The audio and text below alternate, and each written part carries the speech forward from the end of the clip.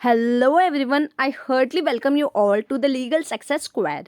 Today we will be discussing the part 2 from the section numbers 15 till section 25 of the CPC for the prelims as well as for the mains examination. So let us discuss that. Section number 15 बात करता है court in which suits to be instituted. तो यहाँ पे आपको याद रखना है कि लोएस्ट ग्रेड में सूट इंस्टीट्यूट होता है, court of lowest grade. Section 16 suit instituted where subject matter situate. यहाँ पे इमूवेबल प्रॉपर्टी से जो डील करता है वो क्लॉज ए टू ई है और मूवेबल प्रॉपर्टी सिर्फ क्लॉज एफ ही डील करते हैं। तो इमूवेबल प्रॉपर्टी से कौन कौन सा सिचुएशंस है जहाँ पे हम लोग डील कर सकते हैं, वो है रिकवरी, पार्टीशन, फोरक्लोजर, सेल और redemption in case of mortgage और चार्ज अपॉन इमूवेबल प्रॉपर्टी। या क्लॉज जी बात करता है राइट या इंटरेस्ट कोई भी है जो इमूवेबल प्रॉपर्टी से रिलेटेड है। या क्लॉज एफ या clause E compensation for wrongs to immovable property. Clause F सिर्फ रिकवरी ऑफ मूवेबल प्रॉपर्टी के बारे में बात करता है। तो यहाँ पे बोल रहे हैं क्लॉज ए से लेकर डी तक और क्लॉज एफ का अगर कोई मामला आता है तो वहाँ प्लेस ऑफ सुइंग कौन सा होगा, within the local limits of whose jurisdiction the property is situated, जहाँ पे प्रॉपर्टी सिचुएट होगा।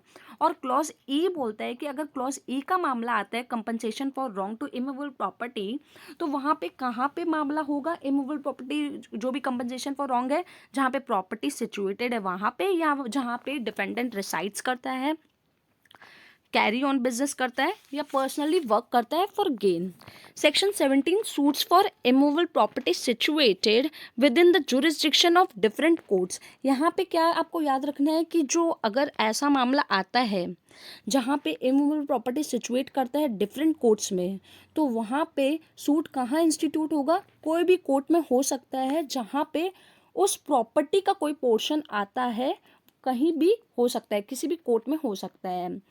तो पर एक चीज़ हम लोग को याद रखना है, यहाँ पे जो प्रोविजो बोलता है कि जो value of the subject matter of the suit provided that in respect of the value of the subject matter of the suit the entire claim is cognizable by such court.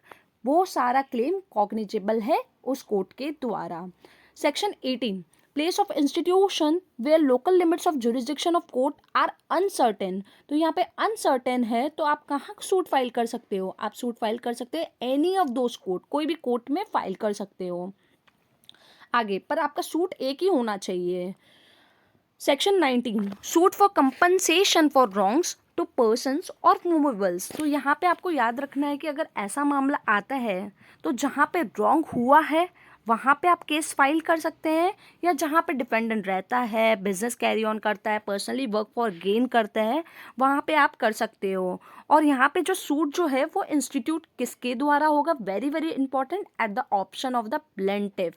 किसी भी court में हो सकता है जो मैंने अभी बोला जहाँ पे रॉन्ग हुआ है या डिफेंडेंट डिसाइड करता है, but at the option of the plaintiff होगा।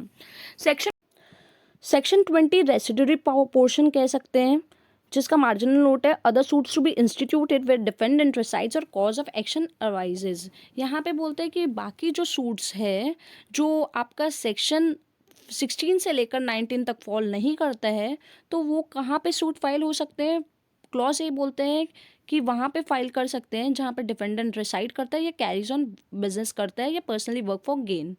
क्लॉज बी बोलता है कि अगर एक से ज़्यादा डिफेंडेंट है तो वहाँ पे कहाँ पे हो सकता है, वहाँ पे हो सकता है जहाँ पे कैरीज ऑन बिजनेस करता है, पर्सनली वर्क फॉर गेन करता है, पर इस या voluntary carries on business, personally work for gain, या जहाँ पे रिसाइड करता है, या provided that in each such case leave of the court is given. यहाँ पे कोर्ट का परमिशन बहुत ज़रूरी है। या अगर डिफेंडेंट रिसाइड नहीं करता है या कैरी ऑन बिजनेस नहीं करता है या उस जगह पे पर्सनली वर्क फॉर गेन नहीं कर सकता है, इस केस में एक्विजेंस ले सकते हैं कि कहाँ पे सूट फाइल करना है। आगे क्लॉज सी बोलता है कि जहाँ पे कॉज ऑफ एक्शन होलली या पार्टली अराइज करते हैं वहाँ पे। सेक्शन 21 का आपको सिर्फ इतना ही याद रखना है कि ऑब्जेक्शन टू जुरिस्डिक्शन आएगा तो आपको याद रखना है एट द अर्लीस्ट अपॉर्चुनिटी में लिया जाएगा। सब सेक्शन 22 क्या बोलते हैं, पावर टू ट्रांसफर सूट्स विच में बी इंस्टीट्यूटेड इन मोर देन वन कोर्ट। तो यहाँ पे याद रखना है कि कोई भी डिफेंडेंट नोटिस देगा दूसरे पार्टी को और at the earliest opportunity apply कर सकता है कि उसका सूट ट्रांसफ़र कर दिया जाए दूसरे कोर्ट में। इस तरीके से आगे प्रोसीड होगा। फिर आपको याद करना है section 23 to what court application lies, तो 3 जगह पे एप्लीकेशन लाई कर सकते हैं, एपीलेट कोर्ट, हाई कोर्ट या high court within the jurisdiction within the local limits of whose jurisdiction the court in which the suit is brought is situated. ये कहाँ पे एपीलेट कोर्ट में कब कर सकते हैं, जब कोर्ट जो है वो भी जो भी कोर्ट है वो सबॉर्डिनेट है to the same appellate court. High court में कब कर सकते हैं, जब कोर्ट सबॉर्डिनेट है डिफरेंट एपीलेट कोर्ट। और हाई कोर्ट जो है within the local limits of whose jurisdiction the court in which the suit is brought is situated, वहाँ पे कब कर सकते हैं, जब डिफरेंट हाई कोर्ट्स हैं। तो अब आगे हम लोग करते हैं general power of transfer and withdrawal. यहाँ पे कब हो सकता है, हाई कोर्ट और डिस्ट्रिक्ट कोर्ट कोई भी स्टेज में, हाई कोर्ट या डिस्ट्रिक्ट कोर्ट कोई भी स्टेज में उन लोग के पास पावर रहता है कि वो ट्रांसफ़र और विड्रॉल कर सकते हैं केसेस, सूट्स, अपील्स, प्रोसीडिंग्स जो भी है। कब, on the application, after notice, after hearing the parties, या अपने मोशन में भी कर सकते हैं। नोटिस का वहाँ पे जरूरत भी नहीं है, ओन मोशन भी कर सकते हैं। तो क्या कर सकते हैं, ट्रांसफ़र कर सकते हैं टू द सबॉर्डिनेट कोर्ट, या ट्राई और डिस्पोज कर सकते हैं, या ट्रांसफ़र कर सकते हैं फॉर डिस्पोजल और ट्रायल, या रीट्रांसफ़र कर सकते हैं फॉर ट्रायल और डिस्पोजल। आफ्टर विदड्रॉ करने के बाद फ्रॉम द सबॉर्डिनेट कोर्ट, या प्रोसीड कर सकते हैं उस पॉइंट से जहाँ से ट्रांसफ़र हुआ है या विदड्रॉन हुआ है, जो भी है suit, appeal, proceedings. Section 25 power of the supreme court to transfer suits, appeal और प्रोसीडिंग्स।